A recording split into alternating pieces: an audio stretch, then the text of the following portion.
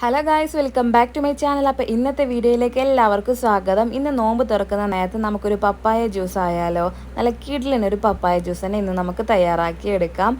അപ്പോൾ കഴുകി വൃത്തിയാക്കി വെച്ച് കുരുവൊക്കെ കളഞ്ഞ് തൊലിയൊക്കെ കളഞ്ഞ് കട്ട് ചെയ്ത് വെച്ചിട്ടുള്ള പപ്പായ നമുക്ക് ഒരു മിക്സിയുടെ ജാറിലേക്ക് ഇട്ട് കൊടുക്കാം കേട്ടോ.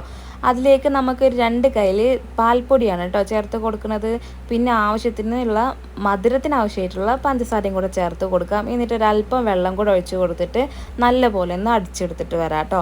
നമ്മളിതിൽ പാല് ചേർക്കുന്നില്ല, പാൽപ്പൊടി ചേർക്കുന്നത് നല്ലൊരു ഫ്ലേവറും നല്ല അടിപൊളി ടേസ്റ്റുമാണ് കേട്ടോ നമുക്കിതിന് കിട്ടിയിട്ടുള്ളത്.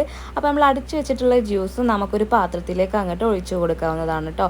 ഇപ്പോൾ നല്ല കട്ടിക്കാണ് ഇരിക്കുന്നത്, നമുക്കിതൊന്ന് ലൂസാക്കി എടുക്കണം. അപ്പോൾ നല്ല തണുത്ത വെള്ളം ചേർത്തിട്ട് നമ്മൾ ഈ പപ്പായ ജ്യൂസ് ഒന്ന് ലൂസാക്കി എടുത്തിട്ടുണ്ട് കേട്ടോ. എന്നിട്ട് നേരെ അങ്ങ് സെർവ് ചെയ്യാവുന്നതാണ് കേട്ടോ. തണുത്ത വെള്ളം തന്നെ ചേർത്ത് കൊടുക്കാം, വേണമെങ്കിൽ നമുക്ക് ഐസ് ക്യൂബ്സോ എന്ത് വെള്ളം ചേർത്ത് കൊടുക്കാം കേട്ടോ. അപ്പോൾ ഇന്നത്തേക്ക് അത്രയേ ഉള്ളൂ. തീർച്ചയായും എല്ലാവരും വീട്ടിലൊന്ന് ട്രൈ ചെയ്ത് നോക്കി നോക്കുക.